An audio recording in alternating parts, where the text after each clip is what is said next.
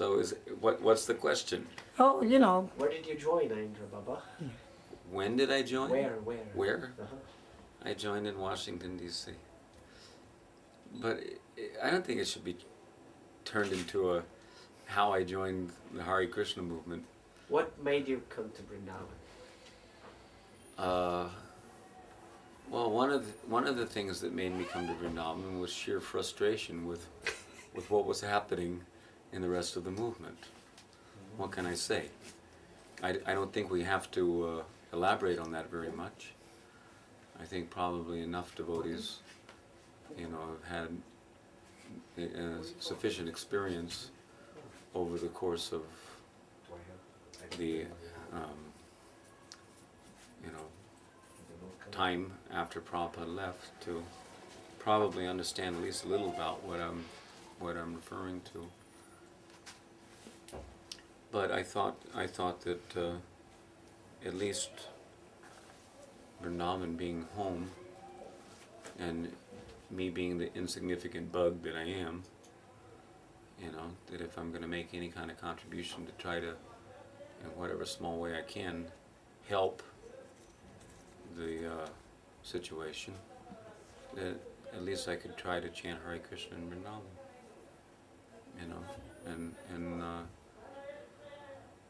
with respect to Srila Prabhupada's statements, and in at least one class that he gave here in Vrindavan, I remember he mentions that any devotional service done here in Vrindavan has 1,000 times the benefit that the same devotional service done anywhere else in the world.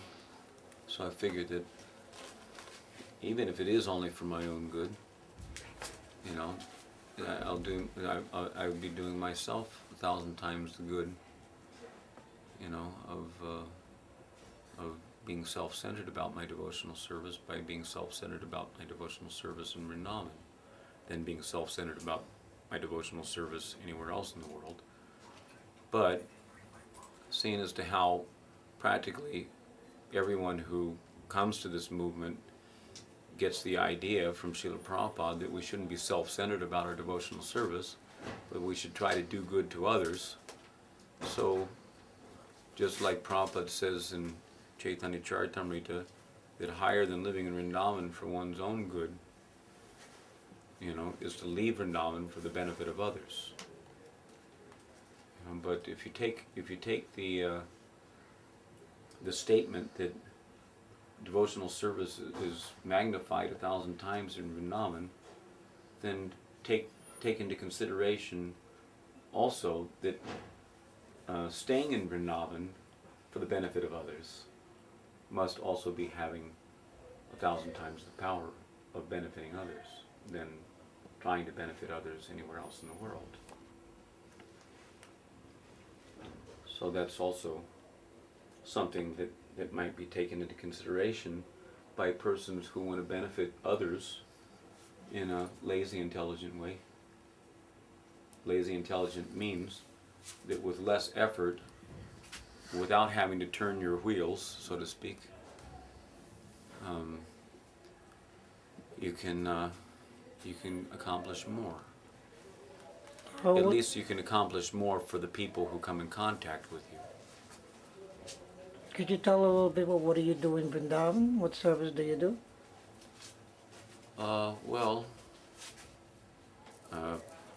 Personally, it seems to me that I'm hardly doing much of anything these days. But in Padma Purana, it mentions that anyone who gives an idea or anyone who facilitates the fruition of that idea, or anyone who encourages someone to follow or pursue that idea, that they get 1/6 of the benefit of whatever was accomplished by pursuing that idea. In other words, if I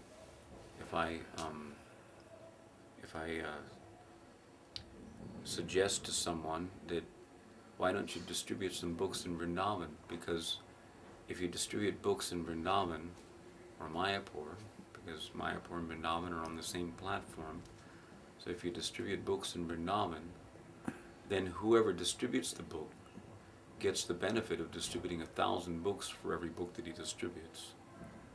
And whoever receives the book, talking about benefiting others, whoever receives the book, he gets the benefit of having received 1,000 books, or in other words, received a book 1,000 times over. That much benefit is going into that person's transcendental bank account. So if I suggest to someone that why don't you distribute books in Vrindavan, and someone takes it seriously, understanding the magnitude of the import of my idea, then I get the benefit of 1/6 of the result going into my own transcendental bank account. So, if I suggest to someone that why don't you chant Hare Krishna, you know, why don't you take up 24-hour kirtan, as I'm supposed to be in charge of overseeing the 24-hour kirtan here in Vrindavan.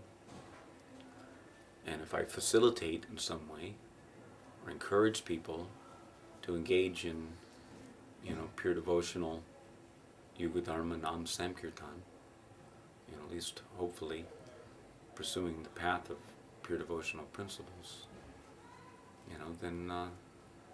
then even though I may not be doing as much kirtan as I used to do, because I used to do hours and hours, and now it seems like I'm lucky if I can do an hour, But still, those who take up my suggestion automatically, without knowing it or knowing it, they part with 1/6 of the benefit of their having taken up that devotional service in the Dham. And that goes for anyone. If anyone, whether you're inside the Dham or outside of the Dham, if you suggest to someone, if you facilitate someone, if you encourage someone, to follow a particular idea, then there's so much benefit.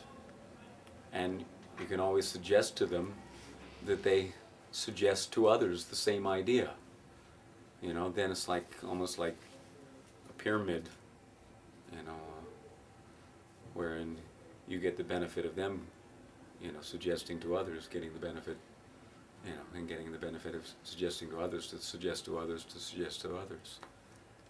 In this way, the parampara goes on. Yeah, I was watching you sing the other night. You seem to have all these people really kind of like always surrounded by people who like to chant. You have these people inspiring them to go chanting. And I think that was really wonderful. How long you been doing this now, 24-hour kirtan? And we're in our 20th year. 20th year. Yes, I've been here for more than 20 years now. You mean you chant from morning till the next morning, non-stop? Continuously, every day. Wow. With hopefully as few, let's say, lapses as possible. But that's the general principle, is to continuously chant. Srila Prabhupada told that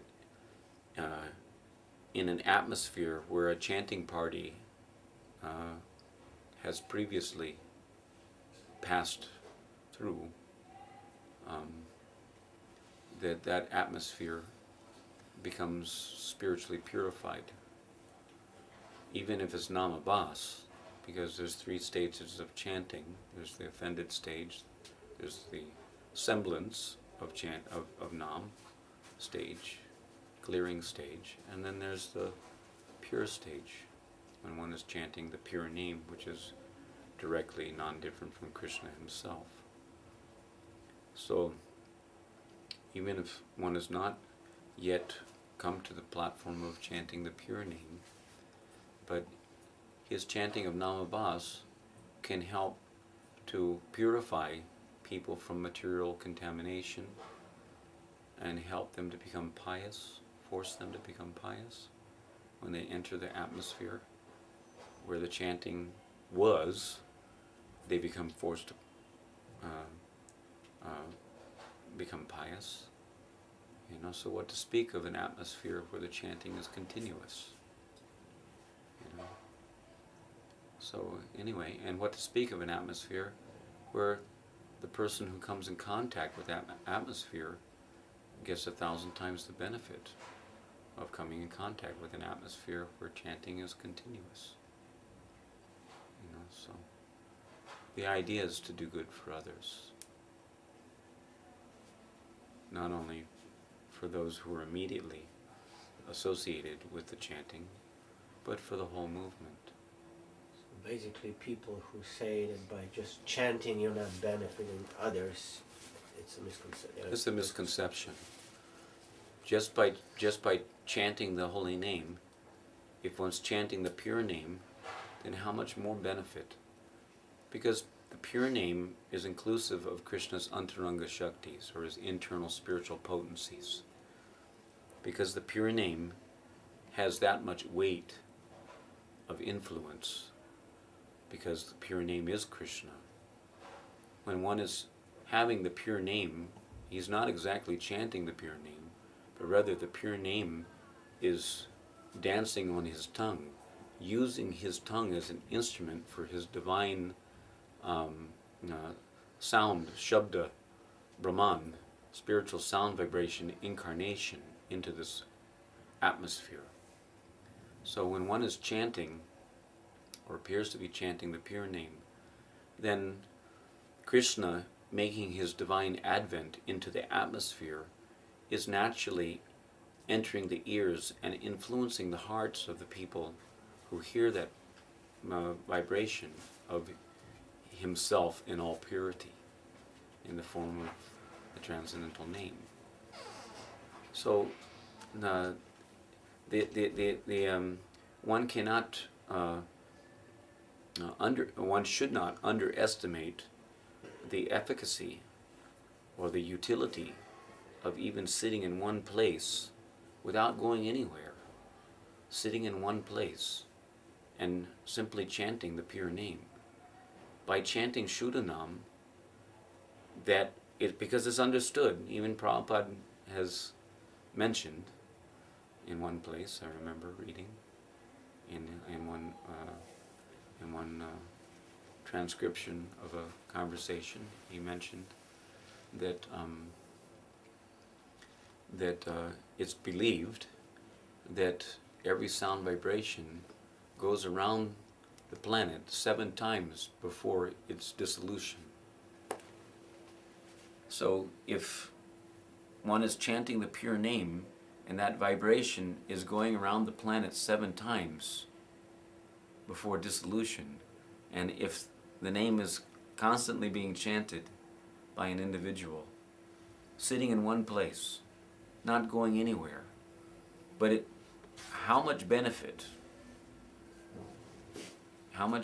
would be there, not only for the souls, not only for the human beings, but if we take Gosti means family. There's so much talk about Gosti Anandi preaching Krishna consciousness to uplift the family of devotees, to bring more people, more living entities into the fold of pure devotional service. So if we think in terms of human beings only, then that is a relatively small conception, small-minded conception of what the word Gosti refers to. Gosti also refers to other souls entrapped in other living entity, in other bodies. How many microbes, will you find in 1 little cubic inch of air. Millions of microbes within 1 little cubic inch of air. How many little insects all around? How many little rodents or little lizards or whatever there may be? You know, plants and whatever living entities may be there. You know, how much benefited they are if someone is chanting the pure name. You know, but what to speak of those living entities? You know, the whole planet becomes benefited by someone who's chanting the pure name. In other words, by the influence of a single pure devotee on this planet. And what to speak if there's many pure devotees? Some pure devotees may be staying in one place. Some pure devotees may be traveling all over the world. But in any case, whether one is staying in one place or whether he's traveling all over the world, if he's chanting the pure name, Shuddhanam, then he's doing thousands and millions of times more than one who's only chanting the Namabhas, what to speak of Aparadhanam. Whether he's chanting in one place or traveling all over the world, making a show of being a Ghostianandi preacher. It's not enough just to go through the motions, claiming to be, you know, a Ghostianandi, evangelic angel, doing good for others. We have to know, certainly, within our own conscience, not consciousness, but conscience, whether we're actually on the platform of chanting Shuddhanam. And if we're not on the platform of chanting Shuddhanam, if we can still admit to being on the clearing stage of chanting, or if we still can admit to being on the offensive stage of chanting, because of maintaining material attachments even after understanding so many instructions, that is offensive to the holy name. Or committing sinful activities on the strength of chanting the holy name, or any such guru avagya, disobeying the orders of guru.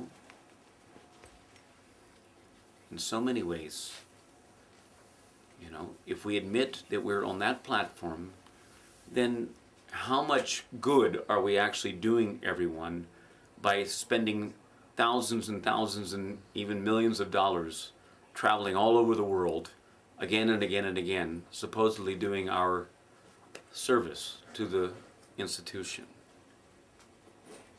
Do people benefit at all from hearing Namaparad? If, according to Jagadananda Pandit in Prema Vivarta, he says that even if one is an offender, but if he knows, having heard from Guru Parampara, if he accepts that Krishna is the Supreme Personality of Godhead, and even though he's not chanting the pure name, but if he accepts in principle that the pure name is non-different from Nami, Krishna, even though he hasn't come to that platform, and even though he's an offender, he says that his chanting will still gradually, Bahu Janma Kariyari Shravana Kirtana, how gradually, who knows, but gradually his chanting will purify him from material contamination. Gradually. But it doesn't mean that he will be capable or qualified, having the adhikar, to actually propagate prema, which is the real purpose of this movement. This movement is supposed to be an extension of the Panchatattva's endeavor to break open the storehouse of love of Godhead and distribute love of Godhead all over the world. So if we're not doing that because we're still on an inferior stage of development in our devotional life, then, so if we're not doing that because we're still on an inferior platform of devotional life, then perhaps we shouldn't be so boastful about the preaching contribution that we're supposedly making to this Krishna consciousness movement. I want to ask you, I smell a really good aroma in the room. Could you just tell a little bit about that, and also how you decorated your room like this? Did you take any shots of the room? Perhaps you should Yeah. take a look.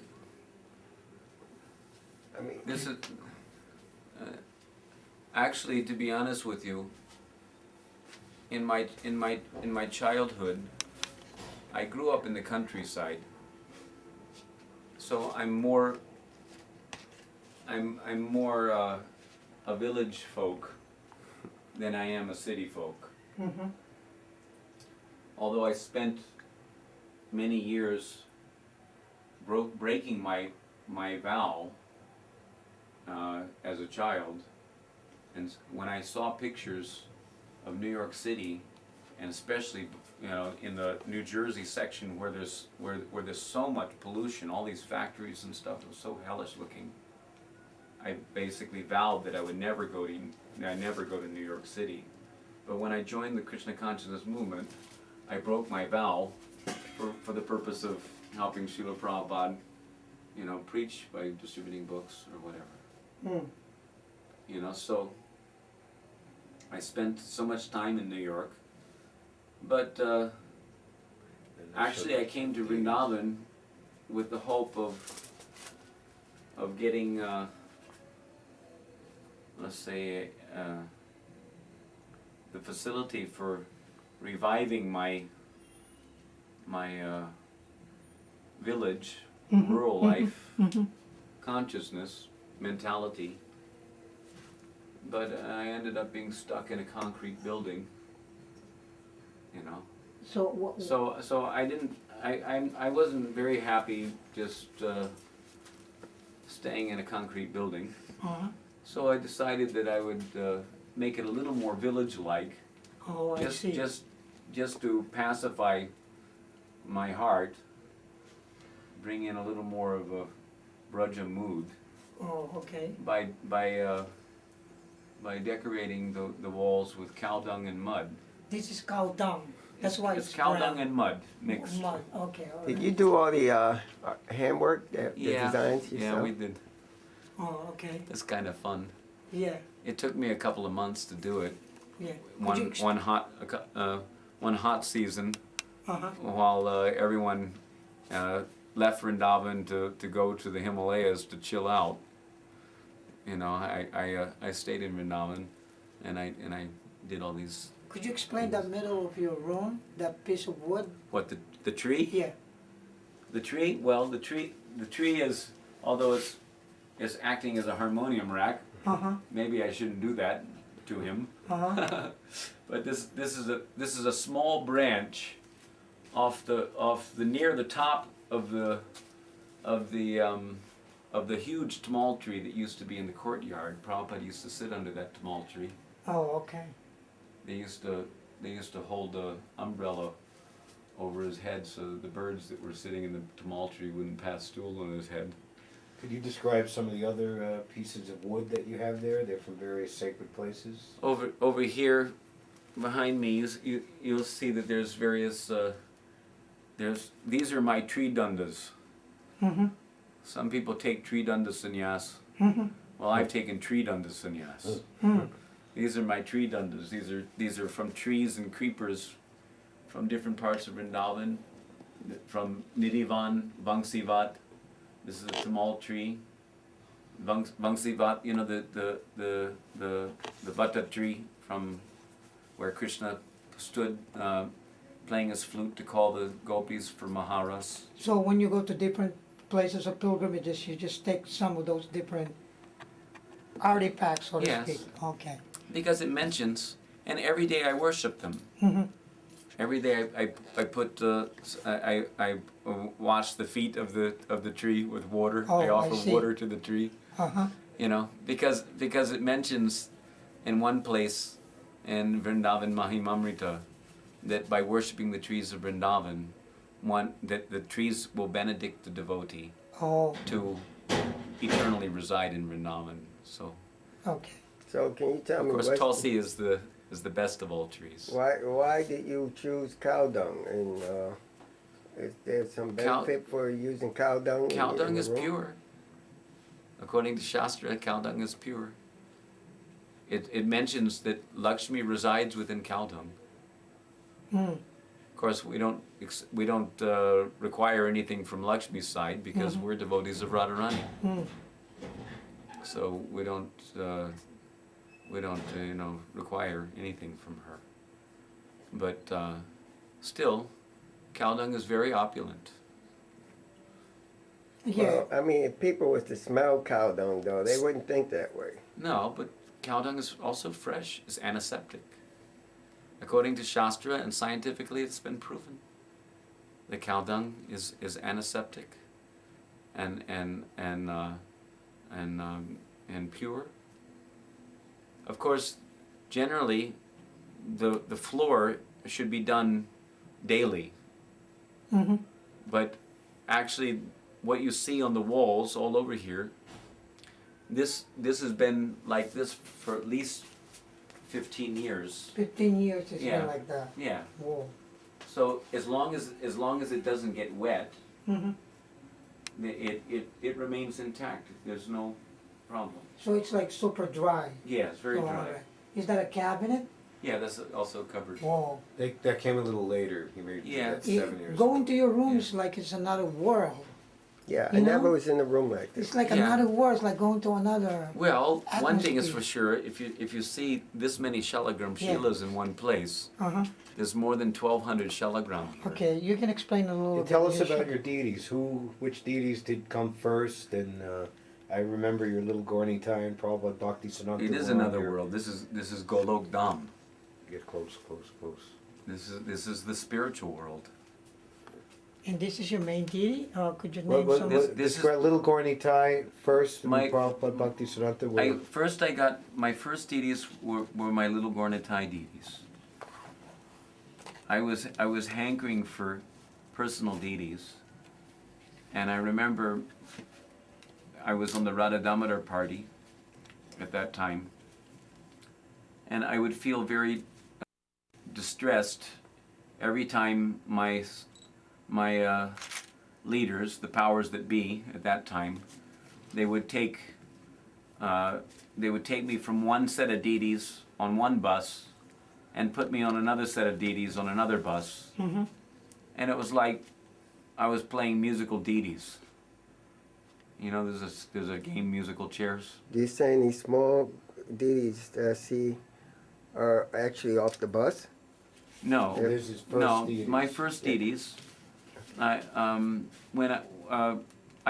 Because I was explaining that I was becoming distressed because as soon as I would become attached to one deity, worshiping one deity, I'd be ripped away from that deity. Oh, and I see. and then I put on another deity, and then ripped away from that deity and put on another deity, and I couldn't tolerate it Right, anymore. right. And then the straw that broke the camel's back, so to speak, Mm-hmm. was that they sent me out on in the vans away from the buses for like 2 or 3 months, and I had no deity association, and I was pretty much dependent on the association of Krishna in the form of his deity. So at that point, an ardent desire manifested in my heart to have my own deities. And at first, the authorities that be on the Sankirtan, Radha Damodar Sankirtan party, they were not in favor of the idea because they would prefer that I would take care of deities that were already installed by Srila Prabhupada. Mm-hmm. So they sent me to Baltimore, and I took care of Nitai Gaur Sundara in Baltimore. But then I got ripped away from those deities too. But fortunately, a week before I got ripped away from those deities, one life member came to me and told me that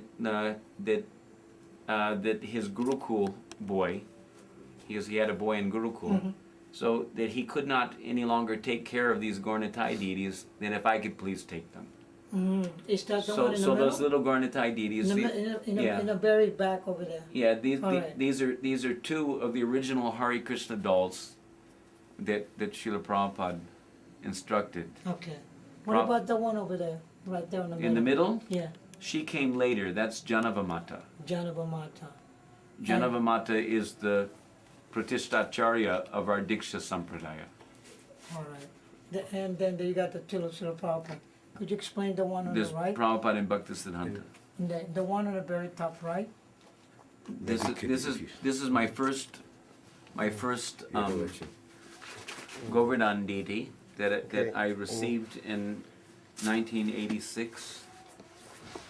Okay. That was the- in 1986 I received Gopi Janavala. Gopi Janavallabha. oh, those two. And Okay. then Radharani. There's about 5 of them on that side. Yeah. Well, no, there's 1, 2, 3, 4. no. You're talking about the deities. Yeah, the deities, yeah. Those are the Astasakis. Astasaki. There's first there's Gopi Janaballabha, Uh-huh. and then my little Vijay Gopal is a Govardhan Shila The one on the second. it was given to me by Bhakti Bringa Govinda Maharaj. All right. And then the third. And then there's Radharani. No, all right. And then the. no, then up on the asan Okay. there's Radharani, Oh, and then okay. and then her younger sister Anangamanjari. Oh, all right. Okay. I only see 2 deities on the outside. You have to No, come there's- over, come to more this than side. And you'll 2 see. Come stand over there, right dear. there. There's 5 on that side. No, there's 1, 2, There's 4. 3, 4. 4. It's blocked This- by flower. Yeah. The flower ground's kind of in her face. Yeah, 4. anyhow. All right, all right. but there's More on this side. Radharani and her younger sister Uh-huh. Anangamanjari. There's. Okay. All right. And then down below the asan you'll see the Astasakis. From far to frontwards, left to right. So there's Lalita, then Vishaka, and then there's Chitra, Induleka, Champakalata, Tungavidya, Rangadevi, and Sudevi. Wow. Which is that, Yeah, like in Mayapur, they're They're situated different. differently. They're differently. Okay. But I'm doing according to Dhyan Chandra's Right. Archan Smaran Padati. Right. Okay. Okay. Now if we go all the way far left, could you explain Yeah. the one? This is this deity was given to me by one Babaji Maharaj. He this is also Govardhan. I worship him as Gopal because Srila Prabhupada appeared in a dream to me one time telling me that I should worship Krishna as Gopal. So I worship as Gopal. I call him Giridhari Gopal Sham. His name is Sham Gopal. And there's behind him, although without any decoration or anything, is another Govardhan Shila who I worship as Balaram. Okay. And those Shalagram Shila. All these shalagrams, they're newer. Newer, the newer. Yeah, Okay. so they Describe didn't, some of your favorite shalagrams. they haven't made it to A tray. a tray yet. What, did you get those after after Bhakti Siddhanta Maharaj? Yeah, Just recently, yeah, since you came back from Mayapur? yeah. Indra Maharaj gave them to me right before I went to Maya. Oh. A couple of days before. How long for you to take to worship all of this? How long will it take you? It takes me, including cooking for them, it takes Uh-huh. me approximately 4.5 hours. 4.5 hours that you have to worship and Yes. and do all your deity. Yes. Every day, 4.5 Every- hours. yes. Do you know the exact total amount of Sheilas you have here? No, an exact no, but over 1,200. Over Could 1,200. you show us Krishna's hand? This is a very amazing Sheila. This is Krishna's hand. You can see. You see here? This is the ball of the thumb. And here's this part of the hand, the palm of the hand. You see? Can you see? And the fingers and thumb. Wow. And Krishna's hand, why reddish color? You can understand if you know anything about Krishna's dealings with the gopis. Oh, I see. Because of his placing his hands on the breast of Srimati Radharani, whose breasts are covered with kumkum. So the redness of the kumkum has come onto his hand. Whoa. In Krishna book, Srila Prabhupada says that Krishna's hand combined with the gopi's breast is very, very auspicious. Hmm. Very auspicious. So what would you give to them? What kind of offering would you give them? I offered daily. I massaged them all with oil, You massage scented oil. each one of them. Every one of them. Gets, Each one of them with Each one oil. of them Oil. individually. You would go each one like this. yeah, each one I put Whoa. oil Whoa. on each one, Uh-huh. and then I bathed my Pradhan Shila, the main Shila, Mhm. along with a few of the Shalagrams, which are my prominent, at least favorite in certain respects, Shilas. And then I take the sprinkling device and I pour water from the conch shell, Tulsi water from the Sprinkling, conch shell, could you make a sample how it goes? into the sprinkling device. Okay. I don't want to really Sure. demonstrate because I Right, don't right. want You to. could demonstrate on that but side. Just see, all right. like, All right. see the Got that one? sprinkling. Yeah. Oh. Okay. Okay. So the and I sprinkle them so that every shalagram gets at least three drops of water, because Okay. according to Hari Bhakti Vilas, 3 drops of water constitutes bath for shalagram. Oh. So a right. minimum of 3 drops of water is required. Then after sprinkling, of course, they always get more than 3 drops of water, Right. because I more or less spray them, and then I go and I dry them all off, Wow. and then I take chandan, Tulsi chandan, because it's described in the Tulsi Mahatmya of the Padma Purana that if you offer Tulsi chandan or Tulsi paste, that means the paste from grinding the wood from the Tulsi tree, then you will always remain with Krishna, and Krishna will never leave you. So I'm always afraid Krishna will leave me, because Oh, I'm wow. so fallen Right, that right. So he if- has every reason to leave me. Is there any way to identify the shalagrams as from any other rock or stone? Is there? I mean, Well, how would you know these are shalagrams? See, I the mean, thing is that you more or less have to know where they came from, because according to the Padma Purana, every stone on the Kali Gandaki River is shalagram. That's where you get it from. On the Kali Where is that located? Gandaki River in Nepal. Nepal. That's why. Now it's Nepal. It used to Yeah. be part of India. Uh-huh. It's in the Himalayan, Right. the Annapurna mountain range. This that where you go to get all the shalagram? Yeah, well, I didn't get them all. Yeah, right. Most of them came to me. Actually, the Without- original glacier Damodar Kund is actually in what's politically now China. China. All right. So that's very far. If you're telling me Yeah. it's very far from here. Yeah, well, it's quite not so far. It's not as far as America. All right. You know. All have right. you ever Okay. been there to get your own shila? Yes, in I went there one time, and I didn't collect so many. Mhm. Maybe around 30 shilas I brought. And then when I had to leave India to get a new visa, I went to Nepal, and went on Shalagram Sankirtan with my begging cloth, and went from, because in many places they sell shalagram, which is supposed to be completely against scriptural injunctions. So you went. With So your I went with cloth. my begging cloth and begged shalagram from the various shop owners who No were kidding. selling the shalagram, and I collected about 85. All these most of these shalagram here. That's why you collected them. I collected Right. during. So my first tray filled up from my collection, excursion to Nepal, and then afterwards, so many just came Just came. year after year. Wow. They come to me. I haven't gone to Nepal again Do since. you achieve a certain benefit from worshiping shalagram? Well, one thing is it mentions that one becomes freed from all offenses committed in the deity worship.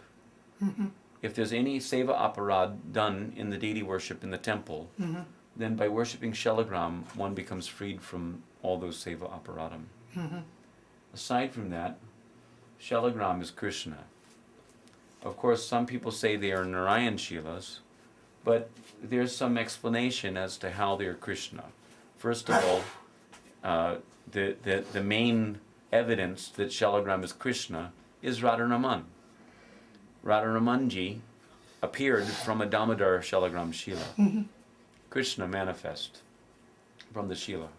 According to Sanatana Goswami, he says that although any Vishnu Tattva deity can be worshipped in any Shalagram, regardless of the external characteristics, different chakras, etc., still, a pure devotee of Krishna will only see his Ishtadevata, Brajendanandan Krishna, in any Shalagram. Why is there's a beads on? This is Tulsi. Tulsi. Because Shalagram likes Tulsi. Right.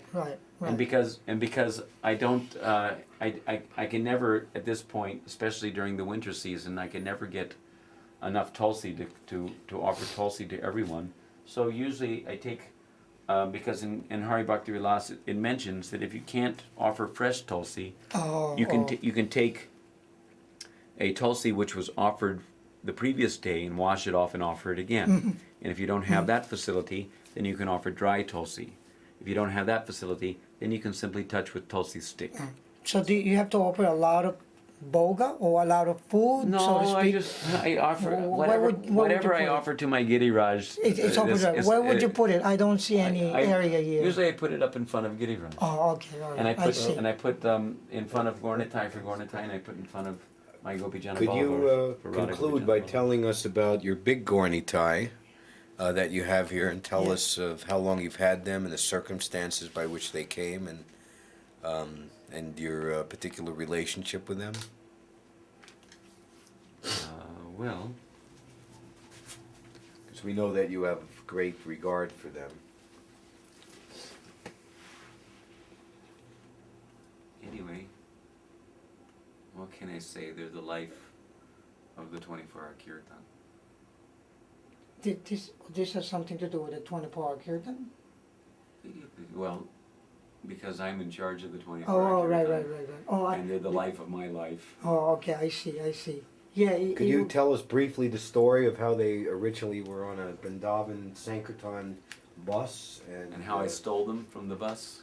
because did? of the great mistreatment that they had been subjected to? You say you're stealing. Your stealing actually could be considered rescue. Rescuing, yeah. Because they were on the back of a bus, Sankirtan bus, and unfortunately, one night when the Sankirtan bus was coming back to Vrindavan, being driven by someone who was inexperienced, a Western devotee who had never driven in India before. So, as sometimes happens on Indian roads, one of these lorries, the big truck, carrying goods from one state to another, was pulled off into the middle of the road, stopped without any lights or any kind of warning, and the man was underneath the truck trying to repair the axle because it was up on jacks and just sticking out in the middle of the road. So it took the driver by surprise, and of course the driver couldn't avert the accident, so he ran right into the back of the truck. The truck was like sideways, and the bus hit the truck and knocked the truck off the jack on top of the driver of the truck and killed him. And of course it ripped half the side of the bus off also. But the deities weren't damaged. But unfortunately, the bus was left abandoned for at least a week with no one taking care of the deities in the middle of the summer. So hot and dusty. So when the bus finally came back to Vrindavan, I just promptly went down and unscrewed because the bases are made so that they can fit into like a holder in the bus, and so I unscrewed them and just took them to my room, without any discussion about it, and begged them that they would stay with me and never leave me, and never go back out on the bus again. And so they rebuilt the body of the bus, and a month later, when the bus went back out on the road again, the driver unfortunately rolled the bus over and over again down an embankment on the side of the road and completely totaled the bus. And I felt so happy that I had taken the deities off the bus, because if the deities had been on the bus when it had rolled, that they wouldn't have survived. Yeah. So in conclusion, Aindra, thank you. We want to thank you so much for giving your wonderful time with us, and for a lot of people out there who want to see this film. And I just want to ask you one thing. We've known you in New York City 20 years ago, doing your Harinam on the bus. You're always into the Harinam. You would decorate the Harinam bus and everything. I would always see you fixing it all up, putting fiberglass on it. You're into your own world there. And then you just disappeared. And you were in Vrindavan. And you never left Vrindavan. It seems like you have a really, what's the attachment in Vrindavan? I don't see any material stuff in your room. You're just completely happy person, So people out there, they will see that just please explain your attachment in this particular place called Vrindavan. Well, when you live in Vrindavan, under the guidance of a bona fide spiritual master, you gain experiences from the spiritual platform that perhaps a materialist may not be able to perceive. So, due to the fact that I've gained some very profound and serious experiences in the progress of my Krishna consciousness by residing in Vrindavan Dham, and due to the fact that I have faith in the words of my spiritual master, who has instructed about the magnitude of benefit in the matter of residing in Vrindavan, which I personally feel and experience in my own life. And due to the fact that I see that it's my number one duty to the mission of my spiritual master to somehow or other get this soul back home, back to Godhead in this lifetime, I've taken the residence in Vrindavan to be the easiest and perhaps the lazy, intelligent way of accomplishing that for the service of my Guru. Wow. Thank you so much. Thank you very much for your time. Hare Krishna.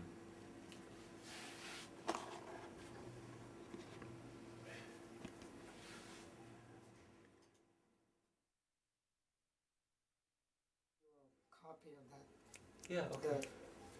Okay, I just need a moment of, He took a whole series of photos of Prabhupada's 55th Street visit in July '76. I just need a moment of silence. Just, One moment of silence, Yeah. please.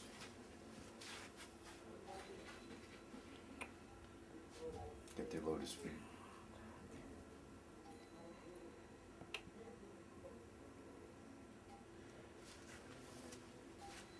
Close up. The best picture is from above them, Above them, looking down. and a slight angle down. Then you can see the lotus eyes in the most dramatic way.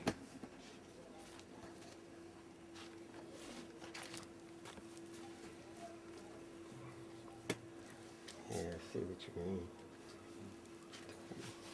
Yeah, you got beautiful eyes. Yeah.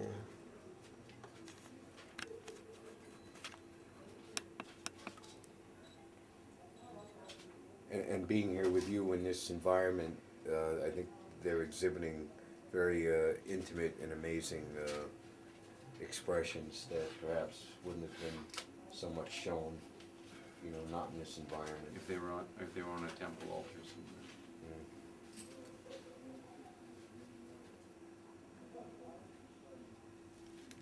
They're so sweet. Yeah, nice. Very beautiful. Beautiful. And you see they have full length beds for them, and every day you Really? put them in bed behind you.